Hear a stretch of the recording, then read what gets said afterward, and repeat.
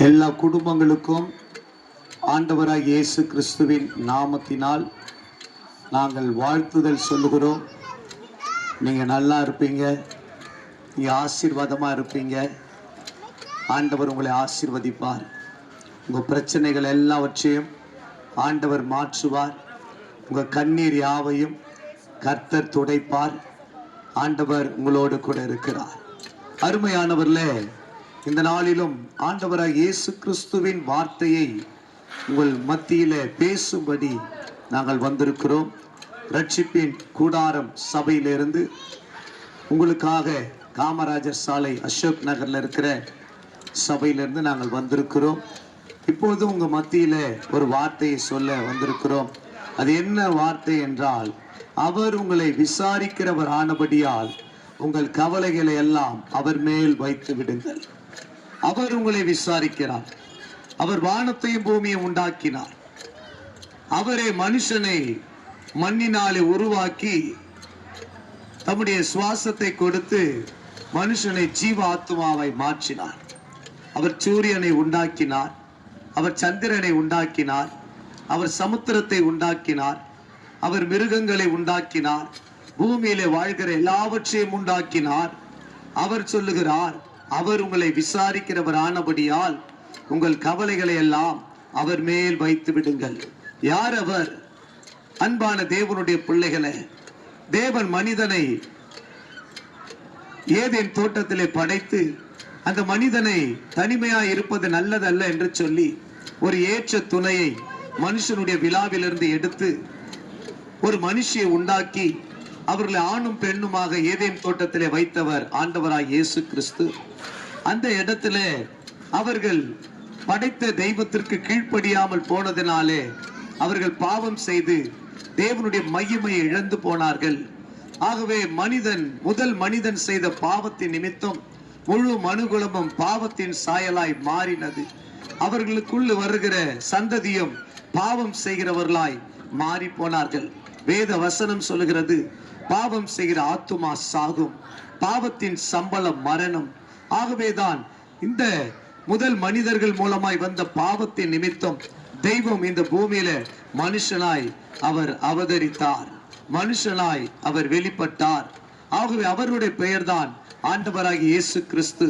இந்த ஆண்டவராகிய இயேசு கிறிஸ்து தான் உங்கள் மத்தியிலே நாங்கள் சொல்லிக் கொண்டு இருக்கிறோம்.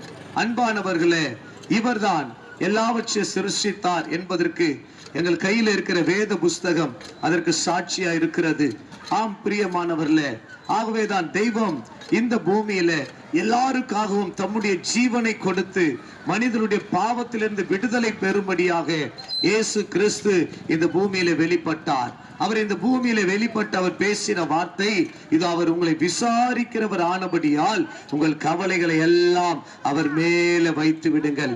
இன்னைக்கு எந்த கவலைகளோடு, எந்த பாரத்தோடு, எந்த பிரச்சனையோடு, ஒருவேளை கடன் என்ற ஒரு பாரம் இருக்கலாம், ஒருவேளை வியாதி என்ற ஒரு பாரம் இருக்கலாம், ஒருவேளை குடும்பத்தில் பிரிவினை என்ற ஒரு பாரம் இருக்கலாம். பிரியமானவர்களே, நான் வியாதிப்பட்ட பயங்கரமான சரீரத்தோடு கூட ஒருவேளை நீங்கள் பாரத்தோடு கூட இருக்கலாம். ஐயோ, எனக்கு யார் இருக்கிறார், நான் அனாதையா இருக்கிறேனே, என்னை விசாரிக்க ஒருவரும் இல்லையே என்று சொல்லி ஒருவேளை நீங்கள் அங்கலாய்த்து கொண்டிருக்கலாம். அன்பு தேவனுடைய பிள்ளைகளே, இன்னைக்கு ஆண்டவராகிய இயேசு கிறிஸ்துவினுடைய வார்த்தை சொல்லுகிறது, அவர் உங்களை விசாரிக்கிறவரானபடியால் உங்க கவலைகள் எல்லாம் அவர் மேல வைத்து விடுங்கள். அவர் உங்களை விசாரிக்கிறார். ஏசப்பா உங்களை விசாரிக்கிறார். இந்த உலகத்துல எத்தனையோ குடும்பங்கள்ல இன்னைக்கு விசாரிக்க ஆளு கிடையாது. ஒரே வீட்டுக்குள்ள இருக்கிறாங்க, பேசிக்கிறது கிடையாது. ஒரே குடும்பத்துல வாழ்கிறார்கள், ஒருவருக்கு ஒருவர் பகை. இன்னைக்கு எத்தனையோ குடும்பங்கள்ல நியாயம் வாழணும், நான் செத்து போயிடலாம் நினைக்கிறேன். எத்தனையோ தாய்மார்கள், எத்தனையோ தகப்பன்மார்கள் இருக்கிறார்கள், வாழவே பிடிக்கலன்னு சொல்ற எத்தனையோ குடும்பங்கள் இருக்கிறது. அவர்கள் மத்தியில ஆண்டவராகிய இயேசு கிறிஸ்துவினுடைய வார்த்தை சொல்கிறது, நீங்கள் வாழ வேண்டும், நீங்க ஆசீர்வாதமாய் வாழ வேண்டும், நீங்க சுகமாய் வாழணும், நீங்க அற்புதமா வாழணும். ஆண்டவர் உங்களை வாழ வைக்கதான் அவர் தன்னுடைய ஜீவனை கொடுத்திருக்கிறார். அன்பானவர்களே, இயேசு கிறிஸ்து அவருடைய சரீரத்தில் அடித்து கிழிக்கப்பட்டு, அவருடைய சரீரத்தில் தோல் முதல் கொண்டு பிக்கப்பட்டு அவர் உங்களுக்காக எனக்காக சிலுவையில ஜீவனை கொடுக்கிற அந்த நேரத்துல கூட அடிக்கிறவர்களை பார்த்து சொன்னார், பிதாவே இவர்களை மன்னியும் என்று சொன்னார். இன்னைக்கு அந்த மன்னிக்கிற தெய்வம் உங்க பிரச்சனைகளை, பாவங்களை, குற்றங்களை, உங்களுடைய எல்லா காரியங்களையும் அவர் மன்னிக்க வல்லவராய் இருக்கிறார். நீங்க ஒரே ஒரு காரியம் உங்களோடு கூட பேசுகிறோம். அவர் உங்களை விசாரிக்கிறார். யார் அவர்? அவர்தான் உலக ரட்சகர் இயேசு. எல்லா மனிதர்களுக்காக, எல்லா தேசத்தில் இருக்கிற எல்லா ஜனங்களுக்காக ஆண்டவராகிய இயேசு கிறிஸ்து இந்த பூமியில தன்னையே ஒப்பு கொடுத்தார். நீங்கள நானும் பிறப்பதற்கு முன்பதாக நம்முடைய பாட்டை முப்பாட்டை சொத்தை சேர்த்து வச்சான். ஆனா ஆண்டவராகிய இயேசு கிறிஸ்து நம்முடைய பாவங்களுக்காக சிலுவையில ஜீவனை கொடுத்தார். அன்பு தேவனுடைய பிள்ளைகளை, இந்த பகுதியில வசிக்கிற அன்பான ஜனங்களுக்கு ஒரு அருமையான வேண்டுகோள். இயேசு உங்களை விசாரிக்கிறார். மனுஷங்கிட்ட சொன்னா நின்னு கேட்க கூட அவனுக்கு நேரம் இருக்காது. மனுஷங்கிட்ட சொன்னா உன் கண்ணீரை அவனால புரிஞ்சு கொள்ள முடியாது. அவ அப்படிப்பட்ட உலகத்துல இன்னைக்கு கடைசி காலத்துல வாழ்ந்து கொண்டு இருக்கிறோம். அன்பானவர்ல, இயேசு கிறிஸ்து சொன்ன பயங்கரமான காரியங்கள், வேத புஸ்தகத்துல சொன்ன இந்த பயங்கரமான காரியங்கள் இன்னைக்கு நடந்து கொண்டு இருக்கிறது. ஜனத்திற்கு விரோதமாய் ஜனம், ராஜ்யத்திற்கு விரோதமாய் ராஜ்யம், பூமி அதிர்ச்சிகள், பஞ்சங்கள், கொள்ளை நோய்கள், கொரோனா வரைக்கும் வந்துட்டோம். அன்பு தேவனுடைய பிள்ளைகளை, நீ நடக்க போறதெல்லாம் என்ன? இயேசு கிறிஸ்துடைய வருகை தான். எத்தனை பேர் சொல்றாங்க, எப்போ சொன்னீங்களே வரான்னு. வேத வசனம் சொல்லுகிறது, ஒருவரும் கெட்டு போவது எனக்கு சித்தம் அல்ல. அதை யோசிக்கிற நீ திருந்திட்டியால இயேசு வந்துருவாரு. அதை யோசிக்கிற, அதை பேசுற அந்த 2 பேரு தன் பாவத்திலிருந்து விடுதலை பெற்ற நிச்சயமா இயேசு இந்த பூமியில வர்றதுக்கு அவர் ஆயத்தமா இருக்கிறாரு. அவர் வருகிறார் என்று சொல்லுகிறார்களே, அவர் வருகிறார். அநேகர் இன்னும் மனம் திரும்பாமல் இருக்கிறாங்க. இன்னும் அநேகர் தாய் தகப்பனை தூஷிக்கிறவர்களா இருக்கிறாங்க.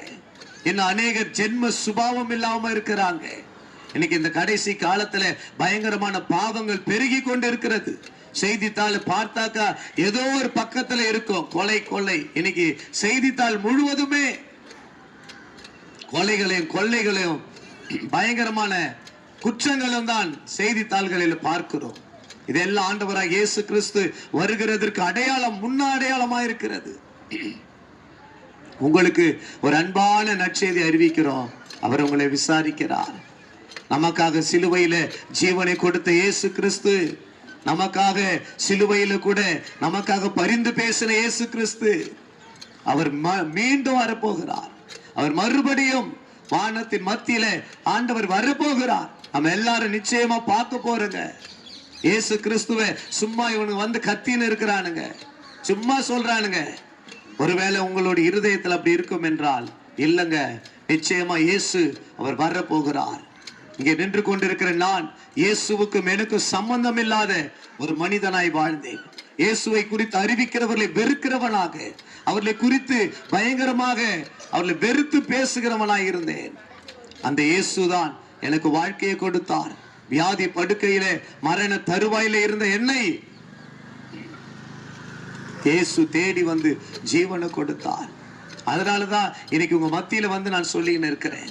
நல்லவங்களுக்கு இது தேவையில்லை, நல்லா இருக்கிறவங்களுக்கு இது தேவையே கிடையாது. நான் சொல்றது பலவீனமானவர்களுக்கு, வியாதிப்பட்டவர்களுக்கு, சோர்வுல இருக்கிறவர்களுக்கு இந்த வார்த்தையை நான் அறிவித்துக் கொண்டு இருக்கிறேன். அன்பு தேவனுடைய பிள்ளைகளை, உங்களுக்காக நாங்கள் ஜெபிக்க ஆயத்தமா இருக்கிறோம். இயேசு எங்களுக்கு இலவசமா அற்புதம் செய்தார். உங்களுக்காக நாங்கள் ஜெபிக்க, இலவசமாய் ஜெபிக்க தான் இங்க உங்க மத்தியில, உங்க அருகில, உங்க பக்கத்துல இருக்கிற பகுதியில இருந்துதான் நாங்கள் இந்த பகுதிக்கு வந்து நாங்கள் அறிவித்துக் கொண்டு இருக்கிறோம். அநேக ஆண்டுகளாய் இந்த வார்த்தைகளை நாங்கள் அறிவித்துக் கொண்டு இருக்கிறோம். இந்த இயேசு உங்களை நேசிக்கிறார். இயேசு சீக்கிரம் வரப்போகிறார். இயேசு கிறிஸ்து சீக்கிரம் வரப்போகிறார். அருமையான தேவனுடைய பிள்ளைகளே, ஆண்டவராகிய இயேசு கிறிஸ்துவின் வருகை மிக சமீபமா இருக்கிறது. ஆகவே தன் பாவங்களை மறைக்கிறவன் வாழ்வடைய மாட்டான். அவைகளை அறிக்கை செய்து விட்டு விடுகிறவனோ இரக்கம் பெறுவான். இயேசு கிறிஸ்துவின் ரத்தம் சகல பாவங்களை நீக்கி நம்மை சுத்திகரிக்கிறதா இருக்கிறது. ஆண்டவராகிய இயேசு கிறிஸ்து உங்களை நேசிக்கிறார், உங்களை ஆசீர்வதிக்கிறார். உங்களுக்காக ஜெபிக்கிறோம். பரலோக தகப்பனே, உங்களுடைய கரத்துல இந்த பகுதியில வசிக்கிற ஆண்டவர் அருமையான இந்த அப்பா, இந்த 35, 36, 37 பிளாக்ல வசிக்கிற எல்லா குடும்பங்களுக்காக ஜெபிக்கிறோம். ஆண்டவரே, இந்த பிள்ளைகளை ஆசீர்வதிங்கப்பா. என்னென்ன தேவைகளோடு பிரச்சனைகளோடு ஆண்டவரே கடன் போராட்டங்களோடு இருக்கிறார்களோ அதெல்லாம் அடைக்க வழிவாசல்களை திறந்து கொடுங்கப்பா. வானத்தையும் பூமியை உண்டாக்கின கர்த்தராலே நீங்க ஆசீர்வதிக்கப்பட்டவர்கள் என்ற வசனத்தின்படி ஆண்டவரே இந்த பகுதியில் இருக்கிற எல்லா ஜனங்களை ஆசீர்வதிங்க. படிக்கிற பிள்ளைங்க நல்லா படிச்சு எழுத போகிற தேர்வுல எழுதி கொண்டிருக்கிற தேர்வுல ஒரு நல்ல ஜெயத்தை பெற இயேசுவின் நாமத்தினாலே ஆசீர்வதிக்கிறாப்பா. படிக்கிற எல்லா பிள்ளைகளுக்கும் ஞானத்தை, அறிவு, புத்தியை கொடுத்து ஆண்டவர் இந்த பகுதியில் படிக்கிற எல்லா பிள்ளைகளுக்கும் நல்ல தீர்காயுச கொடுத்து, நல்ல நீண்ட ஆயுள கொடுத்து, நல்ல சுகம் பலனை கொடுத்து குடும்பமா வாழ ஆசீர்வதிக்கிறாப்பா. இவர்களோடு கூட உம்முடைய கரம் இருக்கட்டும். இயேசு கிறிஸ்துவின் நாமத்தினாலே இந்த பகுதியில் இருக்கிற எல்லா குடும்பங்களையும் காப்பாற்றுங்கப்பா. இந்த பகுதியில் இருக்கிற வேலை இல்லாதவங்களுக்கு வேலை கிடைக்கட்டும். ஆண்டவரே பிசினஸ் பண்றவங்களை ஆசீர்வதிங்க. ஆண்டவரே தொழில் செய்கிறவர்களை ஆசீர்வதிங்க. வேலை செய்கிறவர்களுக்கு இந்த வருஷத்துல நல்ல ஆண்டவரே சம்பள உயர்வை கொடுத்து, நல்ல ப்ரமோஷனை கொடுத்து, இந்த பகுதியில் இருக்கிற எல்லா பிள்ளைகளும் ஆச்சரியப்பட்டு போக வகையில ஆண்டவர் அற்புதங்களை செய்வீராகப்பா. ஆண்டவரே இந்த பகுதியில் இருக்கிற எல்லா பிள்ளைகளுக்கும் நல்ல ஒழுக்கத்தை கொடுங்க, நல்ல ஞானத்தை கொடுங்க. தாய் தகப்பனுக்கு கீழ்ப்படுகிற பிள்ளைகளாய் இந்த பிள்ளைகள் வாழட்டாப்பா. இயேசுவின் நாமத்தினால மனதார ஆசீர்வதிக்கிறேன். இவர்களோடு கூட உம்முடைய கரம் இருக்கட்டும்.